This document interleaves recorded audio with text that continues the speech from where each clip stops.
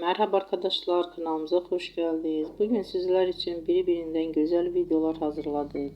Sevilen oyuncularımız Ebru Şahin ve Akın Akın yüzünden güzel ve sempatik fotolar hazırladık. Onlar severek izlediğimiz Hercai dizisinde Reyhan ve Miran karakterlerine hayat vermiştiler. Biz onları birbirine yaraştırıyoruz ve sizler için onların güzel ve romantik karelerini hazırladık. Bu videoların devamlı gelmesini istiyorsanız kanalımıza abone olup birbirinden güzel videolar izleyebilirsiniz. Bizden bu kadar.